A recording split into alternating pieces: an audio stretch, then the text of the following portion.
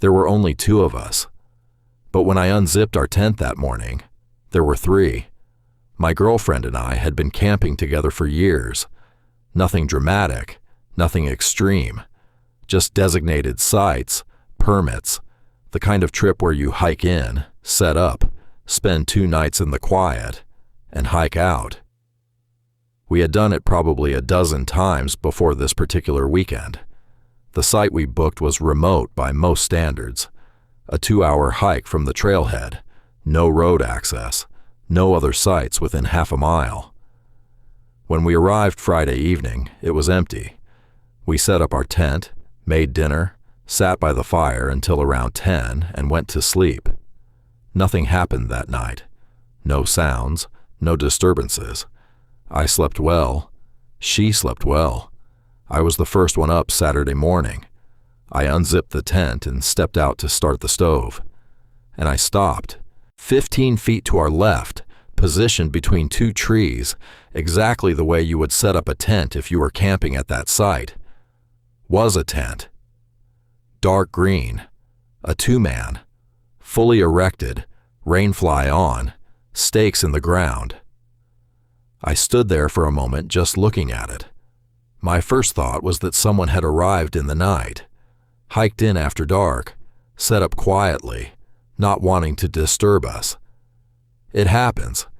Campers arrive late. It was a designated site, technically open to more than one party. I called out a good morning toward the tent. Nothing. I looked at the ground between our tent and theirs. The soil was soft. It had rained lightly the previous evening, just enough to leave the ground receptive. There were footprints. They came from the direction of the trail. Clear boot prints. Single person. Average size. They led directly to the tent. They did not lead back. I walked the perimeter slowly. Every direction. Toward the trail. Toward the tree line.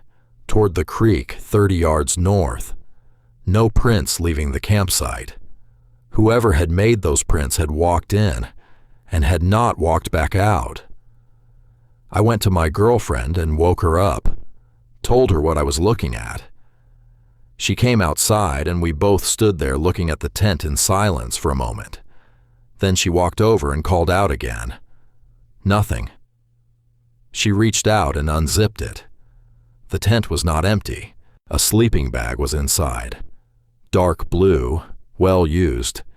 The kind that has been compressed and uncompressed so many times the insulation has shifted. No backpack, no gear, no personal items. Just the sleeping bag, laid out flat, as if someone had been sleeping in it and gotten up. She reached in and touched it. She looked at me. Still warm. Not ours. Old warm. Recently warm. The kind of warm that a sleeping bag holds for maybe 30 minutes after someone has been inside it. I pulled out my phone to call the campsite management. 1 bar. Barely enough. The call connected on the 3rd try. The woman who answered was pleasant. I gave her our names and our site number and asked if there was another reservation at our site that weekend. She went quiet for a moment. Then she said, "There was no reservation at that site this weekend." I told her we had booked it online 3 weeks ago. She said she was looking at the system and there was no reservation at that site for this weekend. No record of our booking either. I stood there holding the phone, trying to process what she just said. She asked if I needed help with anything else. I asked about the other tent. She said she had no information about any other parties in that area, and that if someone was camping without a reservation, she could send a ranger to check. I told her not to bother.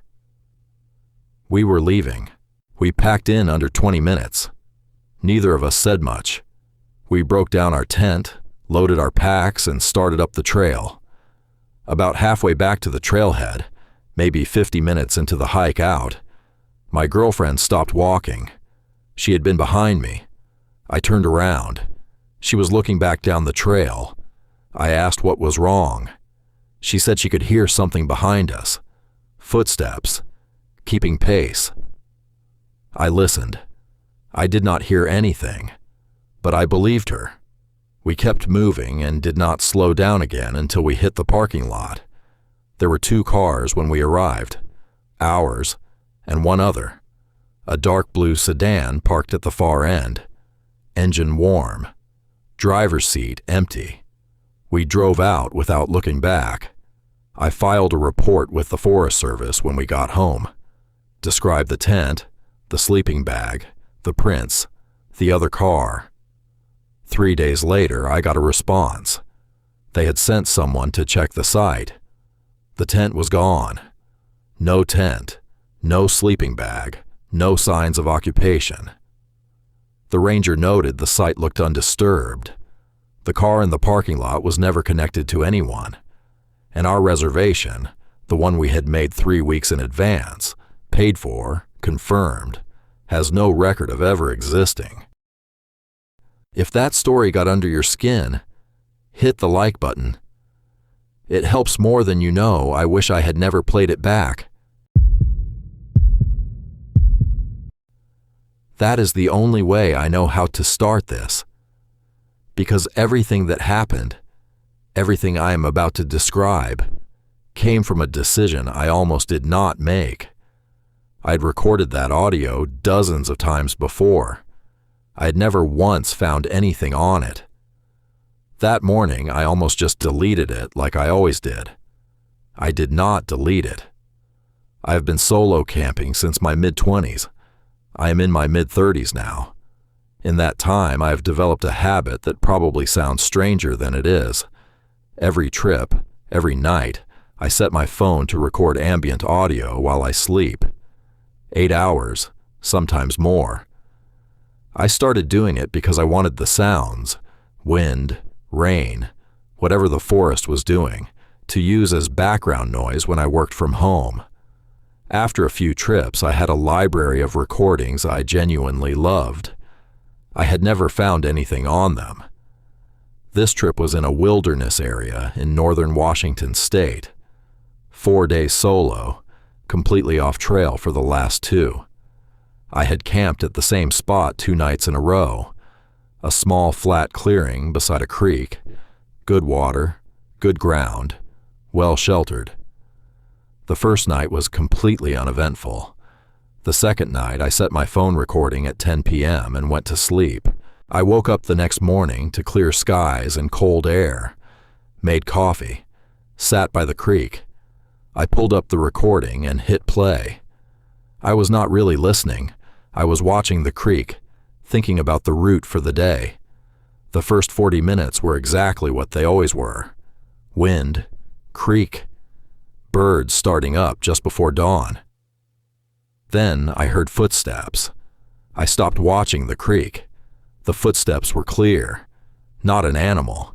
The weight distribution was wrong for anything 4-legged, and the pace was deliberate and even. 2 feet. Someone walking. The sound of boots on dry ground, maybe 10 or 12 feet from where my phone had been sitting. 8 steps. Then silence. I rewound and listened again. 8 steps. Slow, steady, stopping directly outside my tent. I kept playing. 2 minutes of silence, just the creek and the wind, then the footsteps again. Closer this time, directly beside the tent, moving along the length of it. I could hear the slight change in the sound as whoever it was moved from the head of the tent to the foot. They stopped, and then I heard the zipper. Not fast. Not aggressive.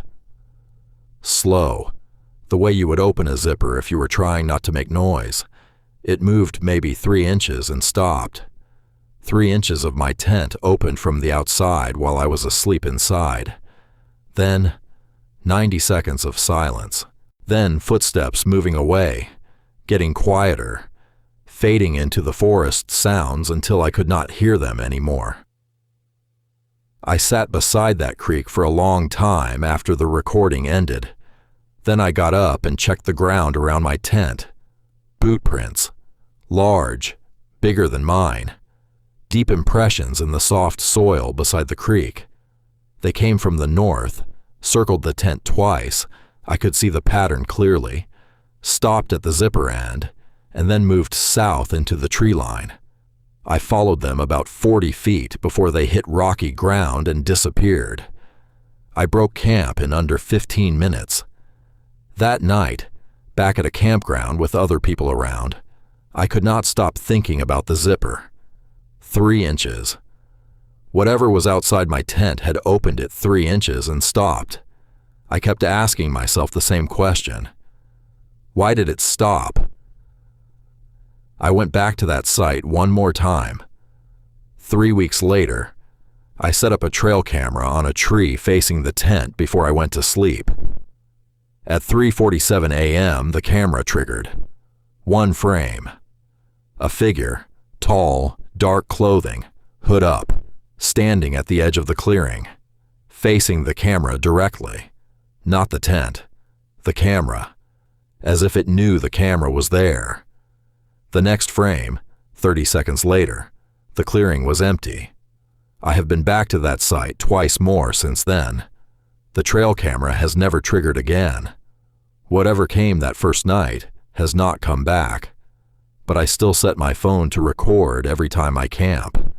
I am not sure if that is brave or foolish. I just know I need to hear what is out there, even when part of me wishes I did not. The reservation system said the site was empty, but someone had been living there for 4 months.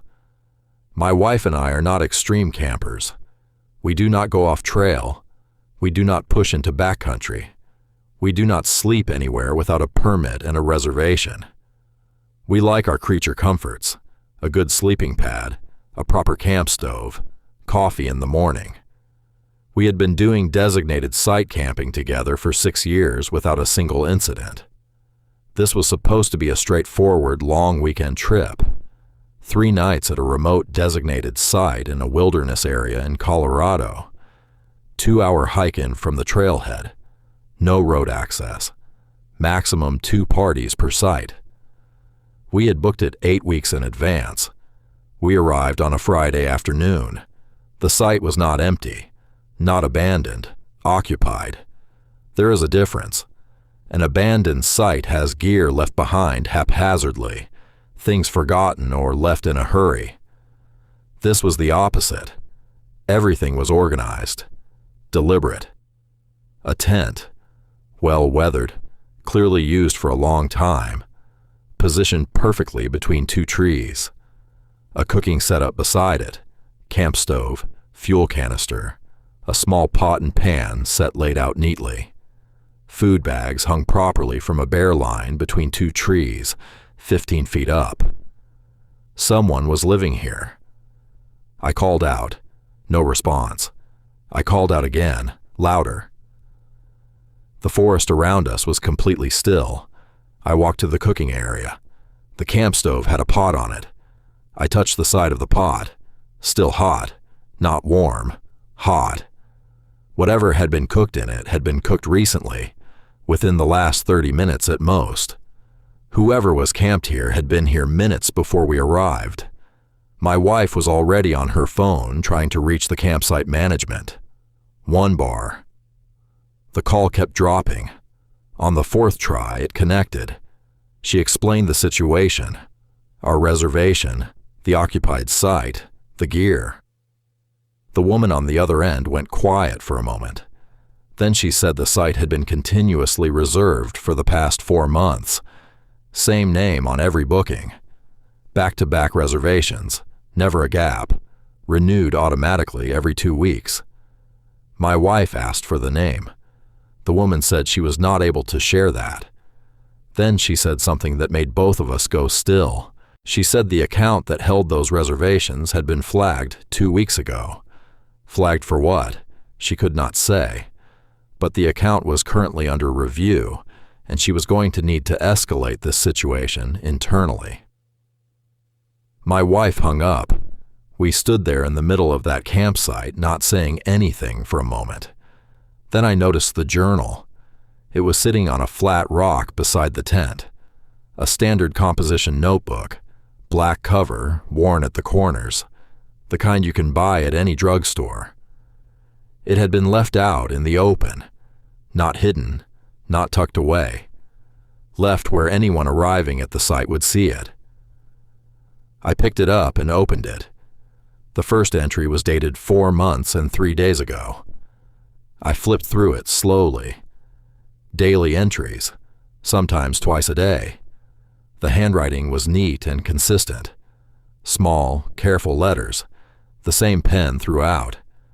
The entries described the site, the weather, the animals, the sounds at night, which birds arrived in the morning, how the light changed through the trees at different times of day, and visitors.